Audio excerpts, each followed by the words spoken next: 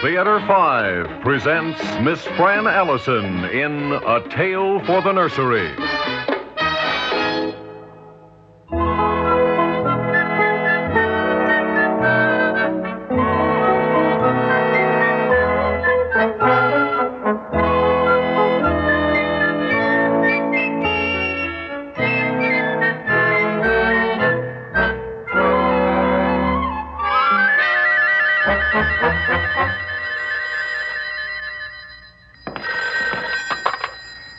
Yeah, Hannon speaking. Hannon? That's what I said. This is Arthur Wald at the bank. Oh, Mr. Wald. What can I do for you, Mr. Wald? You know Mrs. Baxter, don't you, Hannon? The nursery school lady, Mr. Wald? The one who has apartments A and B on the ground floor of Building C? That's right, Hannon. I don't know if you were aware of the fact or not, but the bank encouraged Mrs. Baxter to start her nursery school. Oh, I didn't know, Mr. Wald. Yes. Now, as long as we were backing a large apartment development, we thought it would be a fine idea to include this nursery school. Since many of our tenants are young, you see, we reasoned that they would have young children. We even went so far as to demand a far lower rental than we could have gotten elsewhere. So what are you going to do now, Mr. Wald? Give her a rent boost? Of course not, Hannon. We'd be happy to let Mrs. Baxter stay on at her present rate if circumstances were different. You see, we've been talking over the situation here and have decided to take over the nursery school space for ourselves. I don't get you, Mr. Wald. Well, look at it this way, Hannon. While the Hydra National Bank owns Sky Towers, we don't have a single branch office within walking distance. Do you realize that? Yeah. In fact, I've wondered about it. I bank at Atomic City myself. They have a branch just 2 blocks away. I'm not interested in your personal banking problems, Hannon.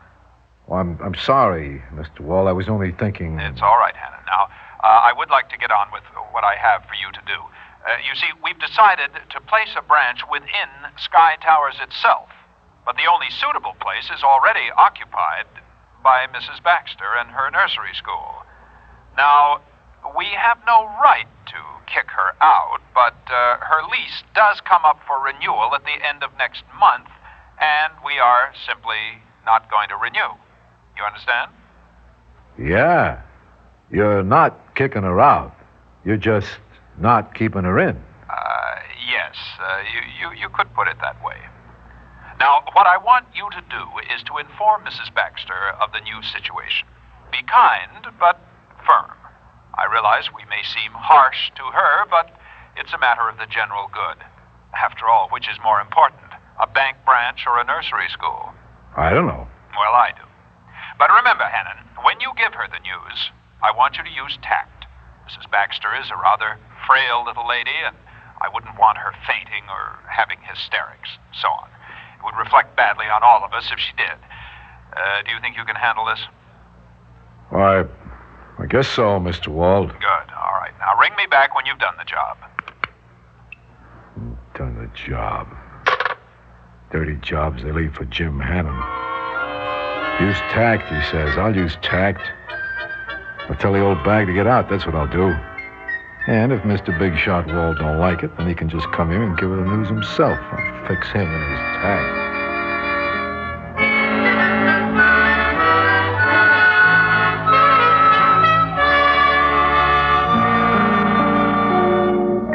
London Bridge is falling down, falling down, falling down. That's right, dears. Keep your hands joined and don't break the circle. My fair lady. Now, didn't we have fun? All right, children, now let's be quiet, please. It's story time. Do you know the story we're going to hear today? Well, it's all about a little boy named Jack and some wonderful beans he bought. Do any of us know how he bought the beans? Why, he sold his mother's cow. And his mother didn't like that, did she? And we can't really blame her, can we? It was a very fine cow. Mrs. Baxter? I have to see you for a minute. Now, Mr. Hannon, we mustn't interrupt. That's a lesson we all must learn, isn't it, children? Yeah, but this is important. Nothing is more important than our manners, Mr. Hannon. I have to see you. If you say so, Mr. Hannon. Mr. Hannon and I are going out in the hall, children. I'm sure we'll all sit quietly until I return.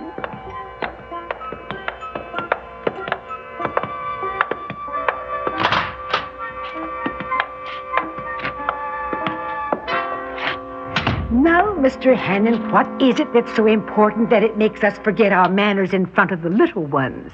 If we expect children to mind their manners, we must always mind our own, don't you think? What I wanted to talk to you about was your lease. Oh, yes, we have been a long time in answering my letter, haven't we? I assume that nice young man, Mr. Wald, wanted you to bring the good news in person. Good news?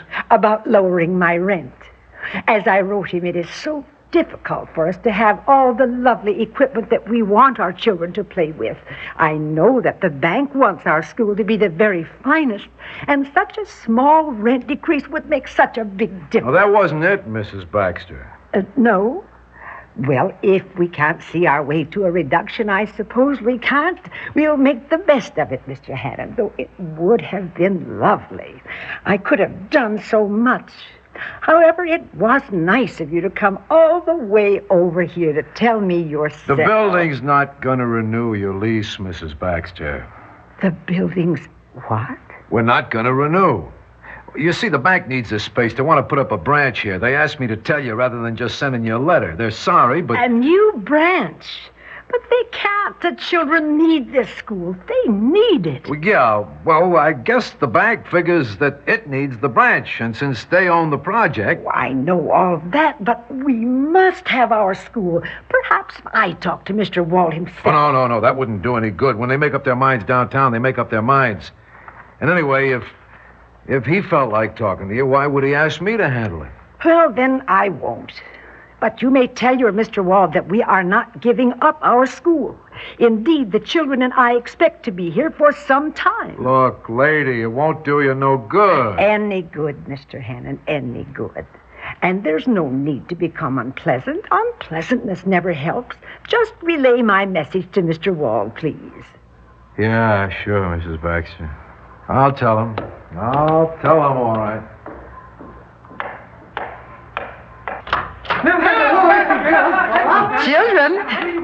Children. That's better. Now we can all hear. Before we go on with our story time, dears, I have something to ask you. How many of you love your nursery school? Put up your hands. All of you. That's wonderful, because I love you too. But children, we may not be here for very long. This building is owned by a bank, dears, and the bank wants the space that our little nursery school has, and so they want us all to leave. You wouldn't like that, would you, darlings? I don't think your mommies would like it either, so here's what we're to do.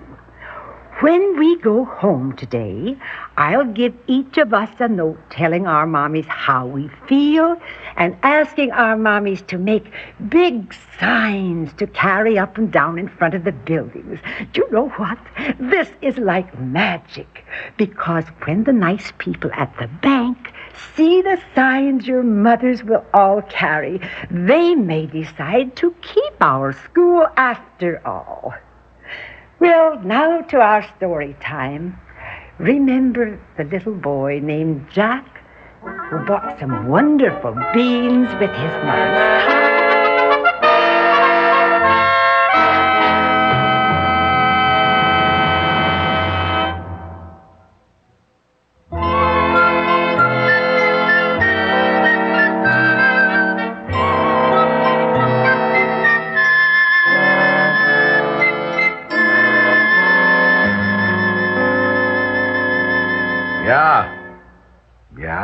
Yeah, Mrs. Rayburn, yeah. Well, how should I know where you can get a babysitter after the school shuts down? Well, I didn't order the nursery school to close. All right, so tell your husband to stop his account with the bank. What should I do? Oh, look, Mrs. Rayburn, I gotta hang up. There's someone at my door. Yeah. Goodbye, Mrs. Rayburn. What's going on here, Hannon? I don't know, Mr. Wall. Well, you're a superintendent. It's your business to know. Everywhere I look, I see women with signs, even downtown at the main office of the bank. There are pickets. It's disgusting, Hannon. I know, but it's the ladies. They don't like the idea of the school closing down. They keep calling me all the time, Mr. Wall, even Mrs. Fields. Mrs. Fields. What do I care about your Mrs. Fields? Didn't you tell everyone that we've already made our decision? Yes, sir. And that there is no use complaining? Yes, Mr. Wall. Well, then, what happened? Well, you see, Mrs. Baxter, she told the children, and they told their mothers, and now there are these pickets. I'll talk to Mrs. Baxter, Hannon. Yeah, you do that, and I... Oh, that phone again. Yeah.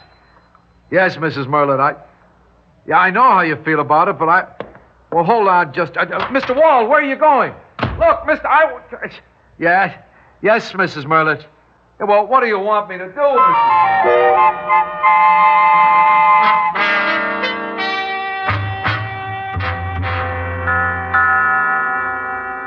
Shouldn't lose our temper, Mr. Wall, should we?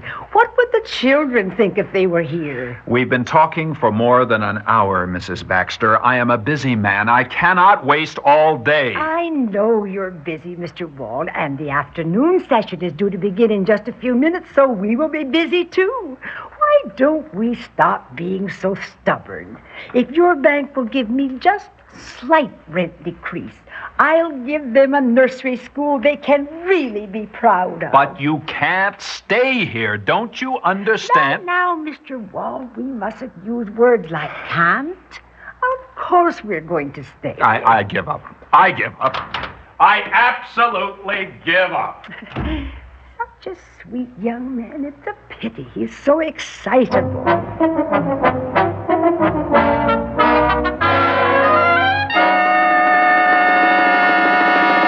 Walt!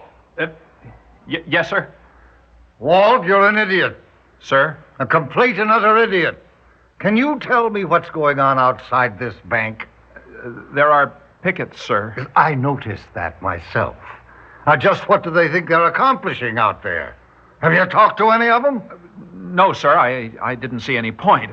I mean, Hannon, he's the building superintendent, says they keep calling him all day long. They never make any sense. No sense? Well, that's what it seems like. He says one idiotic woman, a Mrs. Fields. Mrs. Abner Fields? Yeah, I think so, sir. That idiotic woman happens to be my daughter. Your daughter? She happens to live at Sky Towers. She also happens to send my granddaughter to the nursery school. She is very unhappy, Walt. They are all very unhappy. Yes, sir. And what's more to the point, I am very unhappy. I woke up this morning to see this headline in the papers. The one that says, School Ma'am versus Bank.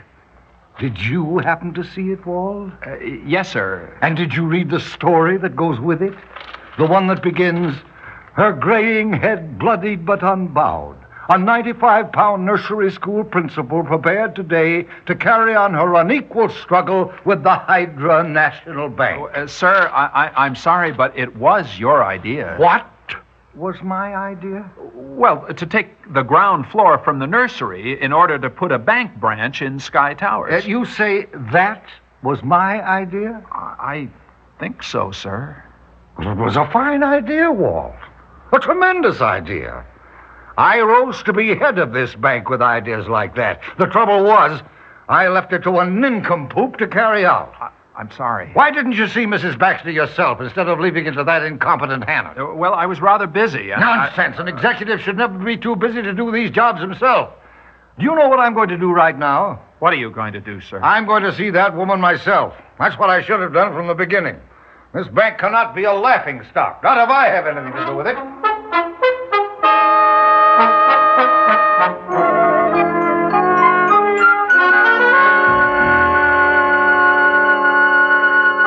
I don't like to be a bother, Mr. Granite. Why, a charming lady like yourself could never be a bother, Mrs. Baxter. But I do have to admit that you put the bank in a rather embarrassing position. And our young Mr. Wald, do you remember him? Oh, Oh, yes, that nice young man. Well, he feels terribly about this. As a matter of fact, he blames himself for not seeing you in the beginning. I always like to see Mr. Wald, but you assure him that it wouldn't have made that much difference. We can't change our principles just because charming young men ask us to, now can we, Mr. Granite? No, I suppose not. Do be kind to him, Mr. Granite. I would hate to see him suffer because of this. But I know that we're always kind to our juniors, aren't we? Yes, of course. But about the school, we must come to some sort of understanding. Of course we must. I'm so glad you agree with me. We must make sure that our children do not lose it. Well, that's not exactly the solution I had in mind, Mrs. Baxter. Oh, and I thought we were going to be sensible. Mrs. Baxter, you are taking look, you keep talking about the children of Sky Towers. You know as well as I do that not all of them go to the nursery. A good many of them do, Mr. Granite. I know that. And I also know that it's your livelihood. That is also true, Mr. Granite. How beautifully we put things. I'm prepared to make you an offer. An offer? I'm offering you money, Mrs. Baxter. I'm offering to buy you out. I'll give you enough money to live on for the next 10 years, or start a brand new school someplace else, or do anything else you want with it. All I want from you is sympathy. Sympathy? Enough sympathy so you'll call off those ridiculous pickets and newspaper reporters. Oh, I couldn't do that, though. As a matter of fact, there are 2 reporters on their way here right now. I must remember to tell them about your generous offer. But you wouldn't do that. Oh, yes, I would, Mr. Granite. When we fight for our young, we women must use every weapon we have. Yes, but I'll deny it. Now, we're far too big to tell fibs. We'll only get caught in the end. Yes, I suppose we only would. You are really a very shrewd man, Mr. Granite. You decided that since I am a widow and have no money except what I put into the school, I'd be mainly interested in how I was going to live in case the school closed down. The thought had crossed my mind. And do you know something? You were right. Why, if Mr. Hannon or Mr. Wald had made that offer to me in the beginning, I'd have, what's that expression? Snapped it up. Yes? I'd have snapped it up. But strangely enough, that's not true anymore. What is true? Well, I know what people think about me, that I'm a silly little lady who lives in a nursery rhyme world, and perhaps they're right. But when those mothers showed such faith in me by actually going out and picketing, they need me, Mr. Granite. They actually need me. Yes, they need you. They need you as a babysitter.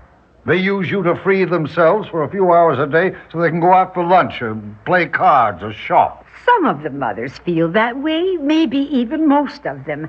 But there are others who feel I do their children good. And what about the children themselves? No matter why they're sent here, they do get some benefit from the school, or at least I hope they do. And we mustn't let the children down, must we? No, I suppose we mustn't. Then you will let us stay? Yes, you can stay. And the rent, will you lower it for us? You drive a hard bargain, Mrs. Baxter. All right, we'll reduce the rent. Oh, I am so pleased. And Melissa will be, too. Well, what has my granddaughter got to do with this? Oh, nothing except that I would have hated to tell her that she was right after all. That her favorite grandfather was really a big ogre. You wouldn't have. Only if I had to, Mr. Granite. And only in a good cause. For instance, if we should change our mind after we got back to our nice big office. Oh. We don't seem well, Mr. Granite. May I get us some tea? Mrs. Baxter, you wouldn't consider letting someone else run your school, would you?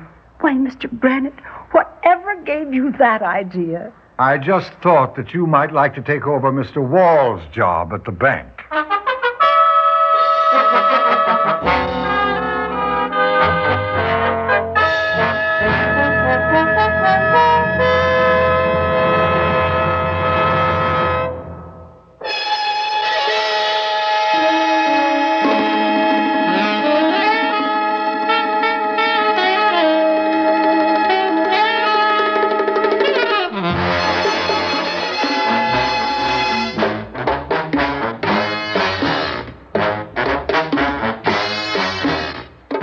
5 has presented A Tale for the Nursery, written by Mort Golding, produced and directed by Warren Somerville. In the cast, Fran Allison, Elliott Reed, John Griggs, and George Petrie. Audio engineers Marty Folia and Neil Pultz. Sound technician Ed Blaney. Script editor Jack C. Wilson. Original music by Alexander Vlastotsenko. Orchestra under the direction of Glenn Osser. Executive producer for Theater 5, Mr. Lee Bowman. We invite your comments. Write to Theater 5, New York 23, New York. That's Theater 5, New York 23, New York. This is Fred Foy speaking.